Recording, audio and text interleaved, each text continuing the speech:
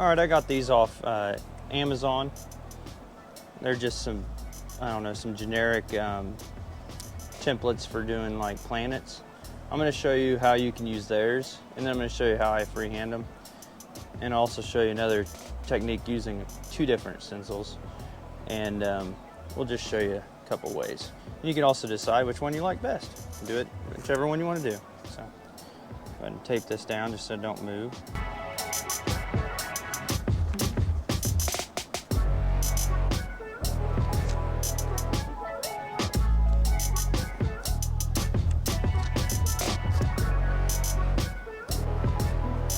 Galaxy or cosmic stencils, I'll have a link in the description. This is, in my opinion, the best way to do planets. I'll show you how to do this, and then I'll show you the standard stencil that you can get that's just like the kit, and I'll have that also in the description. But I'm going to show you how I do planets. I've done a mailbox. Let me show you a picture of that.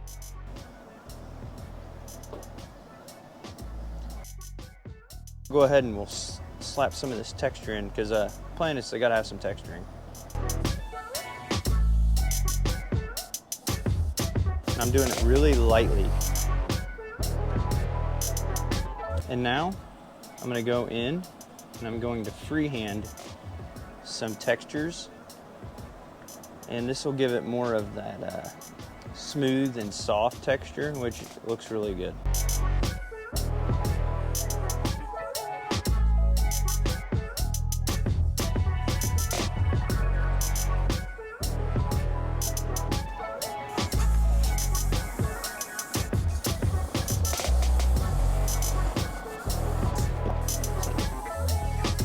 Great.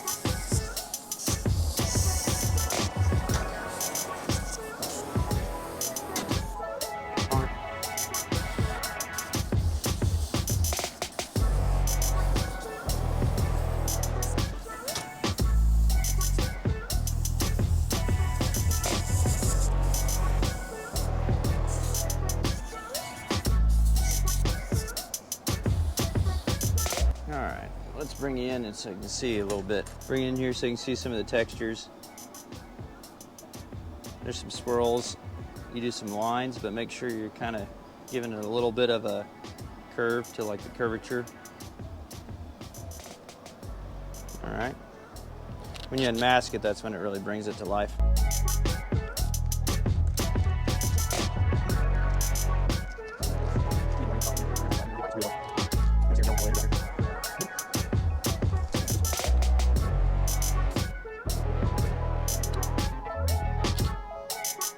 I'm gonna have a little brighter on this side, so I'm gonna go ahead and stick that back down. Line it up perfectly, otherwise you're gonna see a double ring and it'll look horrible. All right, since I'm only gonna be on this side, I'm not worried about overspray. Make sure she's lined up. Gotta make sure she's really sharp. I don't wanna get too far out. I want to make sure this line really shows up. There we go. You might even be able to kind of blow out into it a little bit where it kind of give it some texture. There we go. Yeah, there you go. That looks a little better. Another trick you can do is you can go get your X-Acto knife and you can lightly scratch in some details. So I'll do that next.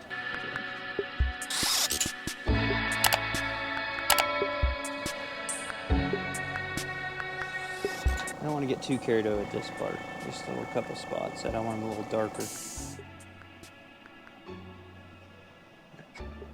All right, to do a star, you can draw it out, or you can just freehand it like I'm gonna do. So what we're gonna do is we're just gonna cut a really fine slit. So we're gonna have a little bit of an arch to it. And do another one. Try to get as fine as I can. And then you do another one the opposite way, not quite as long. This is just how I do it. And I'm slightly arching it just a little bit so that way it gets bigger towards the center, but just barely. You don't want it too much. See how it's just a little bit of like a burst? It's kind of like a cross. That's how I do my stars. Now, we're not gonna do all stars like this. You do a lot of them with just dots. Let's go ahead and throw a couple stars in here. Now these, you wanna hold them kind of tight. It won't really matter if it blows out, but I'm trying not to. Let's see here. It's going to, but all right. And then in the very center, to make them look like it's bursting from there, it's very simple. Start in the middle, and kind of pull up, and let it burst out. There's a star. Let's throw another one over here. I usually do like 3 or 4 of these, and I'll do some different sizes. That storm's coming in. Okay, I'll lift. I really want to give it that burst. And we'll do one over here.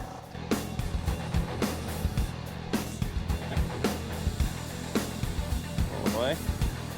Now we got a few stars out here. I'm gonna do a comet, or a falling star, shooting star. Start off with a dot.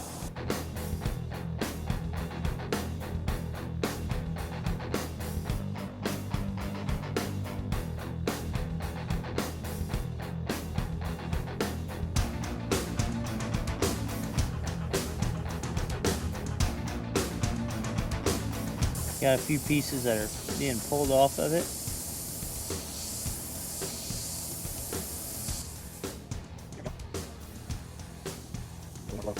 Okay, now we're going to show you how you do the actual templates that are like this, where they have the textures and the circles.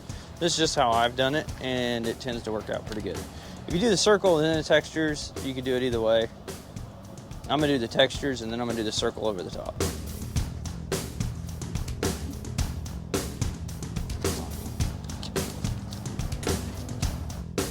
All right, we're gonna go ahead and airbrush in the textures.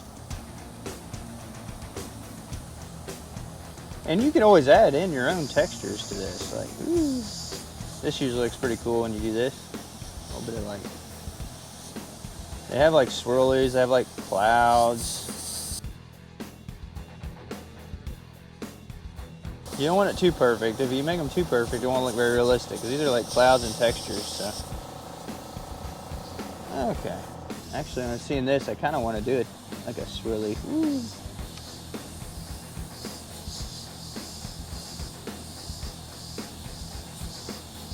A little cyclone on there or something. Let's do it like a hurricane looking thing.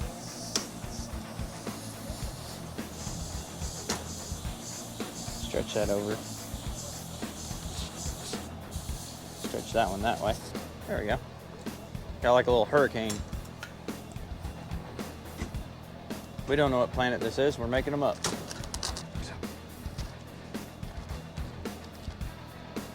Now, all we got to do is line this up. Now we're going to go ahead and put it in. Now, be aware of your light source. So the bottom's on this side now. We're going to go real bright on this side. Give it the arch. Don't forget the arch.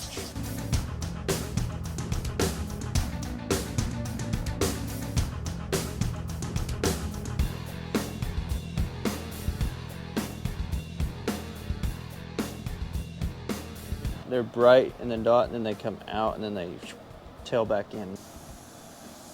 These like some smaller ones.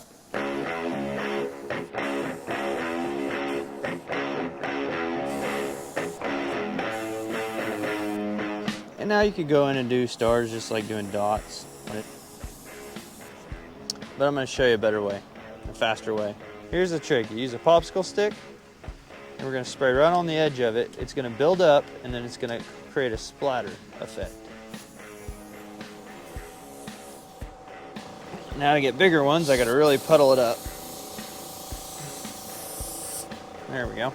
In all reality, you should mask off your planets, or just put some over it and keep those stars from getting on there, and that'll look better than having the dots on over the planets, because in all reality you wouldn't have stars in front of the planets. Hope you guys learned something. This is just some techniques that I use. It's definitely a good beginner project.